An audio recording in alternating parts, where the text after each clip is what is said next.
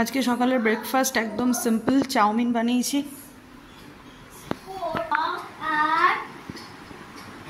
Tan চলো finish করো। আজকে অলি রানীকে আমি স্কুল পাঠাইনি, তার কারণ হচ্ছে মন্ডে থেকে ওদের এক্সাম। এখন পড়া আমার কিছুটা বাকি আছে, এখনও কিছু বাকি, রিভিশন দেওয়া বাকি, কোয়েশ্চেন অ্যান্সার কমপ্লিট হয়নি। উনি ভুলেই যান, ওনার মনেই থাকে না, তো ওই জন্য আমি আজকে দিনটা অফ করেছি। এই যে ভদ্রমহিলা, আপনার কিছু বক্তব্য আছে? হ্যাঁ, আপনি কেন ভুলে যান? আপনার মস্তিষ্ক এটা মস্তিষ্ক না, এটা অন্য কিছু। কেন ভুলে যান আপনি? কিরে, এটা কিসের চাউমিন বলতো? কি যেটা দিয়ে চাউমিন লেখা ছিল সেটা নয়, এটা সুজির চাউমিন, বুঝতে পারছিস? যেটা দিয়ে আমি ওই যে উপমা বানাই না, ঝাল সুজি যেটা বানাই, ওটা দিয়ে চাউমিন। এটা ভালো লাগছে না? সেদিনকে কীরকম খেয়েছিলি? স্কুলে যে দিয়েছিলাম, ওদের নুন পোড়া হয়েছিল একটু, বল। Hello everyone, welcome back to my channel.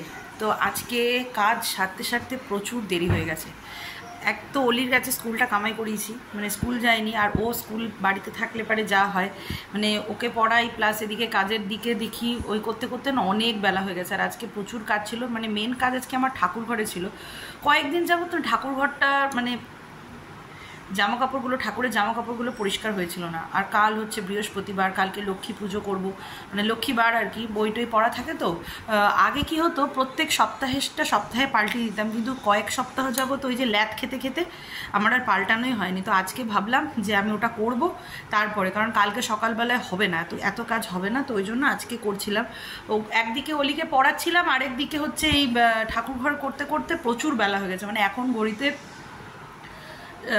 1:30 বাজে, মানে আমি এই যা স্নান করে এলাম, অলিকে খেতে দিয়ে দিলাম। মিস্টার দাস তো আজকে সকাল সকালে ডিউটি গেছে। আর এই যে আমি এখন নিয়ে বসলাম এই যে ফল, কারণ এখন না আজকে আর ভাত খেতে ইচ্ছা করছে না, এমনি কোনো কারণ নেই। তো কি কি নিয়েছি বলে দিই। যে এর মধ্যে রয়েছে পেঁপে, শশা আর হচ্ছে একটু খেজুর। অলিকে খাবার দিয়ে দিয়েছি, অলি খাবার খাচ্ছে। আর আমি এখন এই ফল খাওয়ার পরে আর ভাত খেতে ইচ্ছাও করবে না, আর ভাত আজ খাবোও না। এমনি কোনো কারণ নেই, এমনি ইচ্ছে হলো, তাই আজকে একটু ফলাহার করা যাক। মিস্টার দাস তো আস্তে আস্তে 3টে, মিস্টার দাস আসতে পারে, মিস্টার দাসকেও খেতে দিয়ে দেবো। আর আজকে রান্না একদম সিম্পল ছিল, ডাল, ভাজা, পোস্তর বড়া আর ভাত, বাস। আর পোস্তর বড়া হলে না মিস্টার দাস কিচ্ছু চায় না, খুব পছন্দ করে, তো ওই জন্য নিশ্চিন্ত, আমার কোনো চাপ নেই আজকে। অলি রানীকে সাবুর পাঁপড় ভেজে দিয়েছি, আলু ভেজে দিয়েছি, ডাল, ওই দিয়ে ওর হয়ে যাবে। এই হেব্বি লাগছে দেখতে।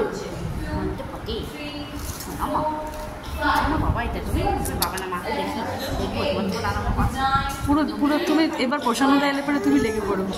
বিরিয়ানি এনেছিস?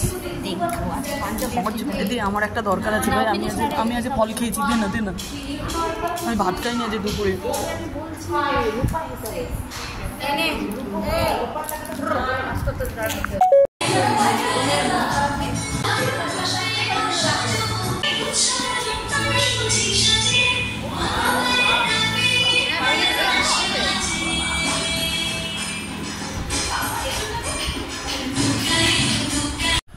নাচের ক্লাস থেকে এসেই অলিকে পড়িয়ে নিয়েছি, পড়িয়ে নিয়ে এখন ঘড়িতে ওই 8:15 মতন বাজে।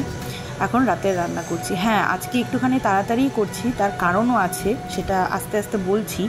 তো আজকে রাতে কি কি হচ্ছে, আজকে হচ্ছে আলুর তরকারি, রুটি আর একটা ডিমের পোচ বানিয়ে নেবো যখন খাওয়া হবে। তো আমার রুটি এইদিকে মোটামুটি সবই শাঁকা কমপ্লিট।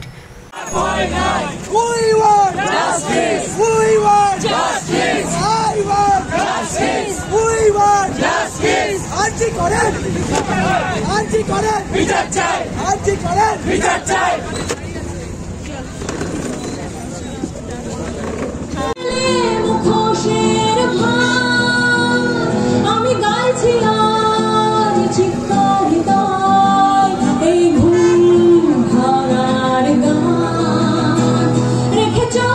আমরা সবাই একত্রিত হয়েছি প্রতিবাদ করার জন্য।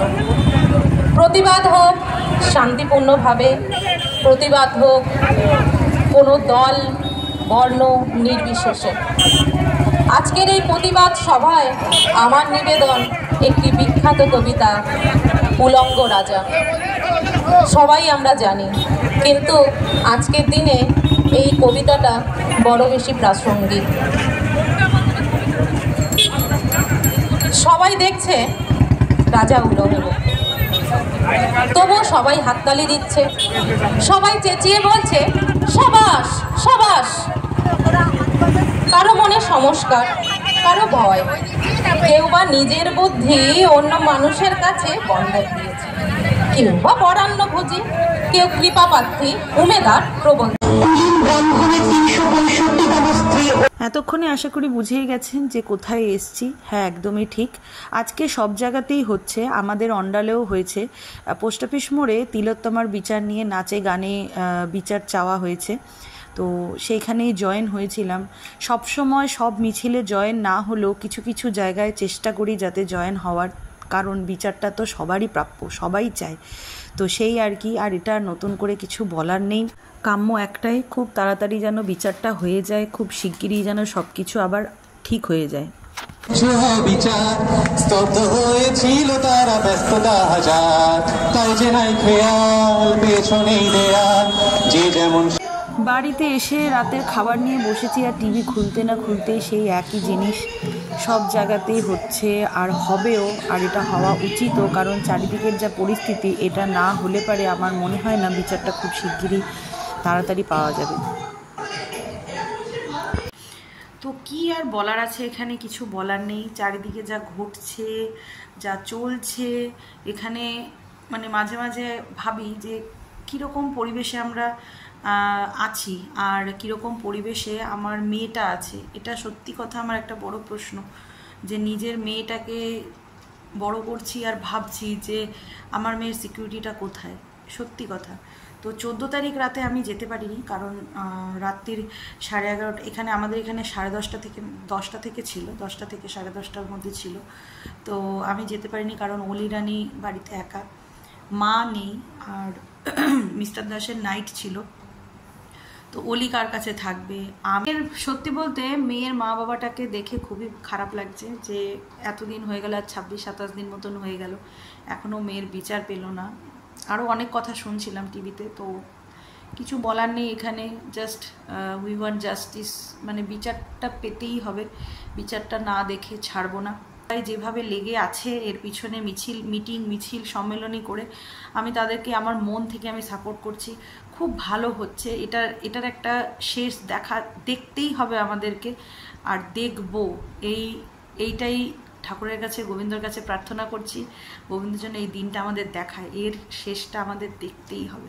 মা বাবাকে বিচারটা পেতেই হবে মেয়ের জন্য।